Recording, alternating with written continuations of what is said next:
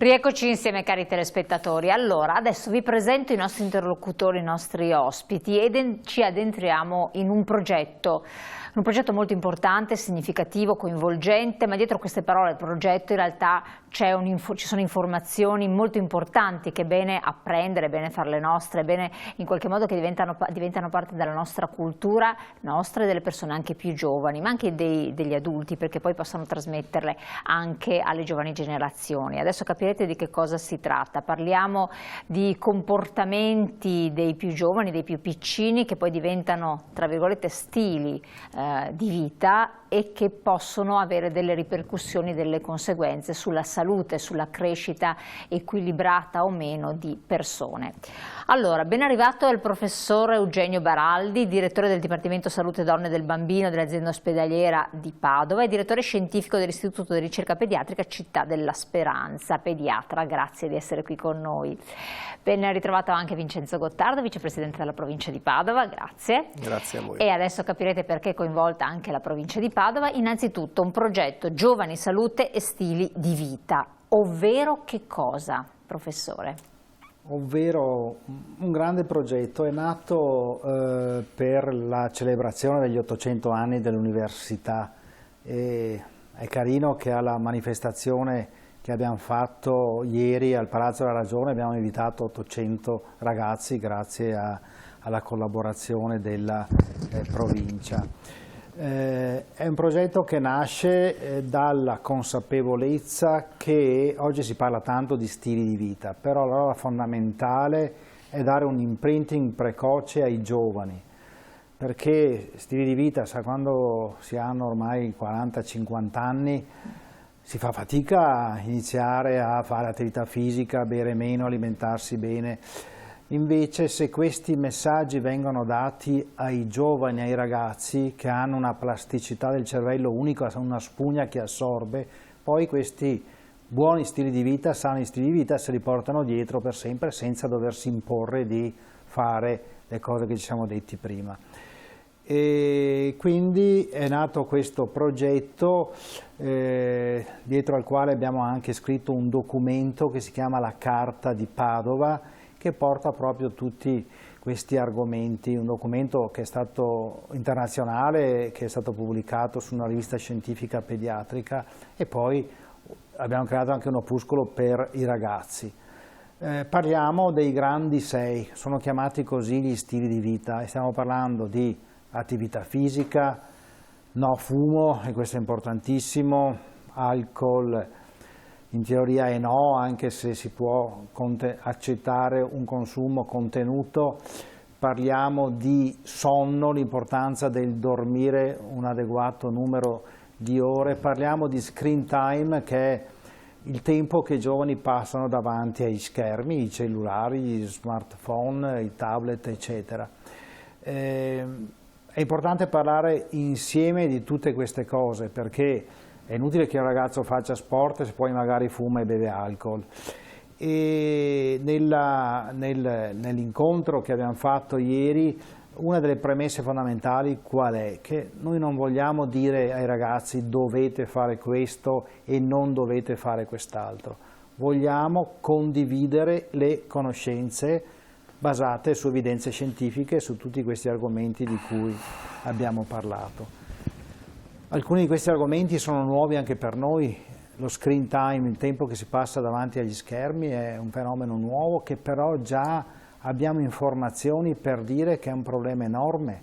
Che cosa sappiamo già? Che chi passa troppe ore davanti allo schermo, oltre alle cose che si sa, questo predispone all'isolamento dei ragazzi. I ragazzi devono trovarsi, parlare con loro, non a parlare attraverso questi device.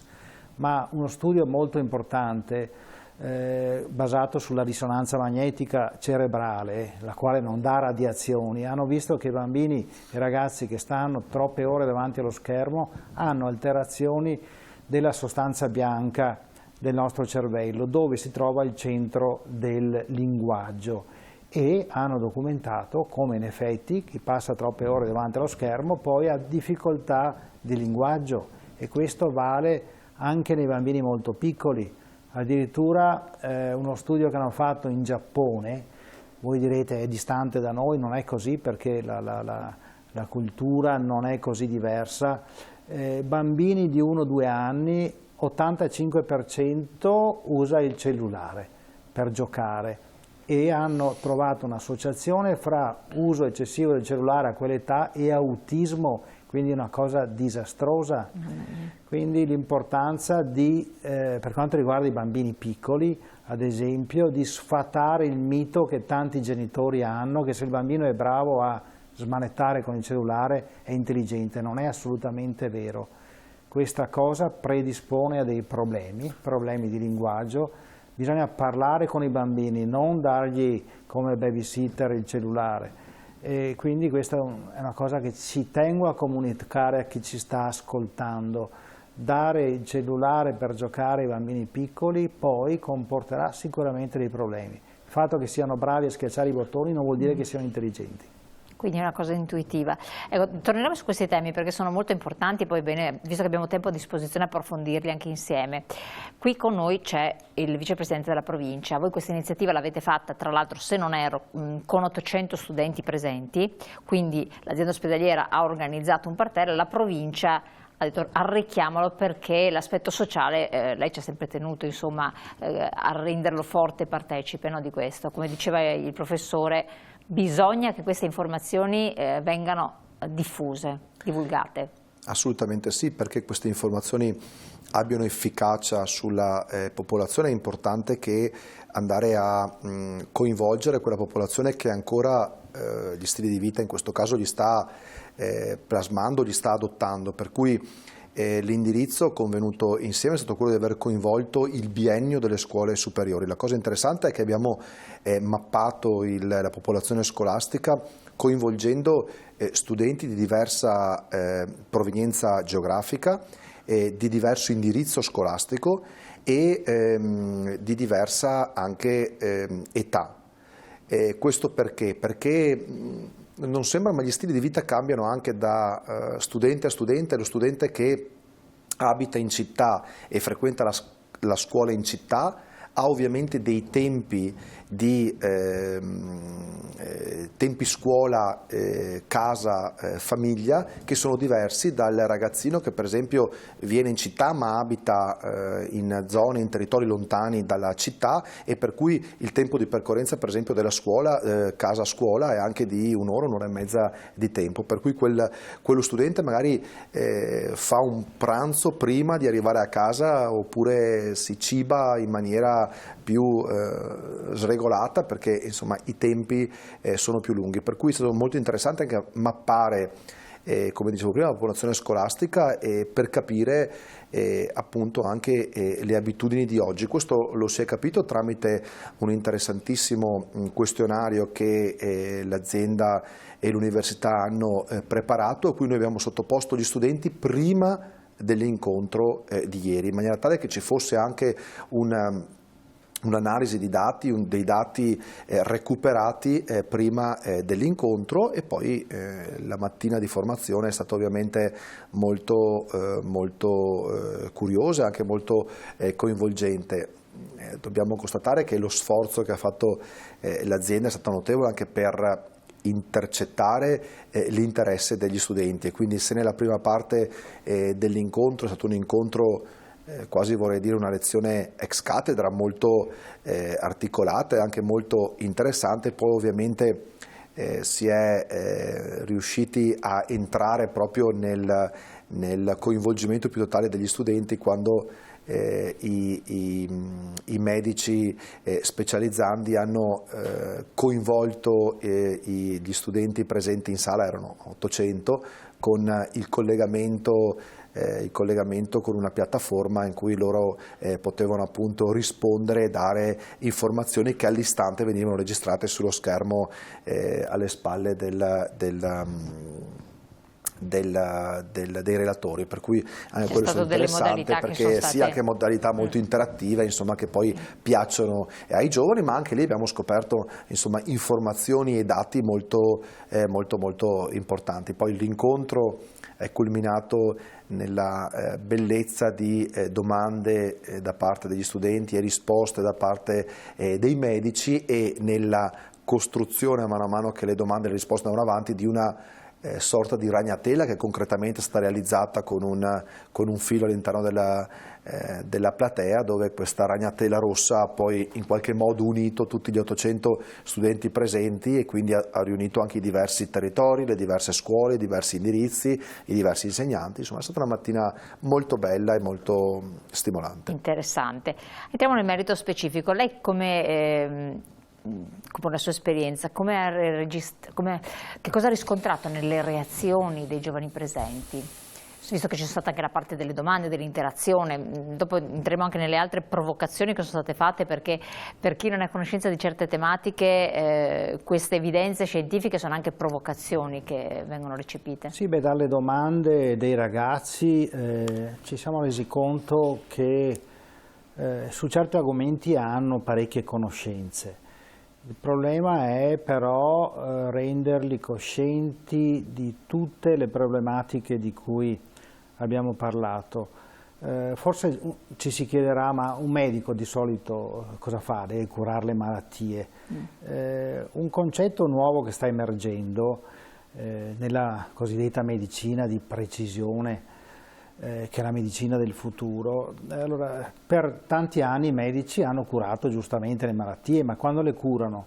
Quando ormai si sono rese manifeste, per certe malattie ci riescono bene, per certe altre non più di tanto, le malattie croniche.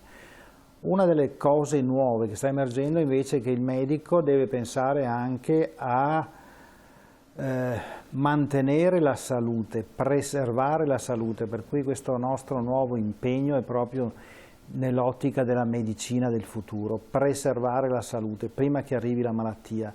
E questi stili di vita, ormai lo sappiamo chiaramente, predispongono a delle malattie croniche che quando ormai si instaurano non si riesce a tornare indietro. Se invece le si coglie o le si previene con sani stili di vita, allora si riesce in certi casi addirittura a non farle arrivare nei soggetti predisposti. Nei soggetti predisposti, ha detto lei, quindi esatto. Vuol dire che c'è comunque a livello soggettivo individuale una predisposizione alla degenerazione patologica e in altri soggetti invece no. Sì, però la predisposizione genetica, chiamiamola così, conta solo per il 30%, Poco. Per il 70% conta l'ambiente, cioè gli stili di vita. Questo è il core da cui è nato questo nostro progetto. E l'altra cosa, come dicevo prima, è fondamentale che queste cose vengano trasmesse ai giovani, perché trasmettere a un 50enne o 60enne, con tutto rispetto, io faccio parte di questa categoria, è troppo tardi. Spesso il giocattolo si è già rotto, bisogna andare sui giovani. Però non è, è bellissima l'iniziativa anche come è stata strutturata, ma non è così semplice con i giovani, perché qui per esempio avete toccato dei temi che sono lo stile di vita dei giovani, le abitudini dei giovani, perché il fumo, voi sapete che cosa implica, l'alcol, poi vabbè, è una diffusione pazzesca con un'età sempre più giovani, tra l'altro coinvolti, addirittura quasi bambini, e poi lo screen time, anche questo diventa un'abitudine di vita, ma anche una necessità per molti, un modo per essere inseriti in un contesto sociale, e il sonno è conseguenza del fatto che ci dedichi troppo tempo, dormi poco, addirittura di nascosto dai genitori stessi. Non è facile. Qui scardini dei modi di vita, modalità di esistenza dei giovani. Ed è per questo che in questo progetto siamo andati anche nelle scuole con gruppi molto piccoli e abbiamo visto che tutto sommato ciò che rende di più nel trasmettere e nel far mantenere ai ragazzi queste informazioni sono gli incontri con gruppi piccolissimi. Però anche l'incontro che abbiamo fatto al Palazzo della Ragione. Adesso, come vi diceva il dottor Gottardo, noi riraccoglieremo questo questionario per capire che cosa hanno assimilato. Dei vari stili di vita, per dirle l'importanza di fare informazione. Le sigarette elettroniche. I ragazzi credono che la sigaretta elettronica non dia problemi. Certo, sì, è verissimo. È una informazione assolutamente sbagliata, creata dalle bighe del tabacco, che hanno capito che il business delle sigarette elettroniche è enorme e puntano sui giovani. La sigaretta elettronica è nata per far smettere di fumare chi fuma, ma invece grazie al marketing, agli influencer, ai social, i giovani è diventato un fenomeno di moda per i giovani che pensano che sia innocua. Perché non è innocua? Perché il 94% delle sigarette elettroniche contengono la nicotina e ne contengono ancora di più della sigaretta tradizionale. Quindi uno dei rischi per questi ragazzi è diventare nicotino-dipendenti. La gente non vuole sentire questa cosa della nicotino-dipendenza, ma è una dipendenza. Quindi devono sapere queste cose. Spesso poi chi inizia con la sigaretta elettronica a 12 anni, a un certo momento passa alla sigaretta tradizionale. Quindi una cosa che è un paradosso, una cosa che è nata per far smettere di fumare, fa fumare più gente e poi spesso si passa dalla sigaretta elettronica alla sigaretta tradizionale. Pazzesco, nicotino dipendente, importantissimo. Vicepresidente. Sì, a proposito di questo volevo dire che mi piacerebbe proprio da questo lavoro che è partito insomma da Padova, da un'azienda, da un'università così importanti come le nostre, che riflettessimo anche sull'importanza di aggiornare anche i programmi scolastici delle nostre scuole. Allora io provocatoriamente dico quanto importante è oggi per costruire una società migliore studiare così in maniera talvolta anche ripetitiva nel corso degli anni scolastici le guerre puniche e non inserire per esempio una materia civica, una materia che pensa alla qualità della vita di ogni singolo individuo che poi ha ripercussioni anche sulla società e sulla comunità.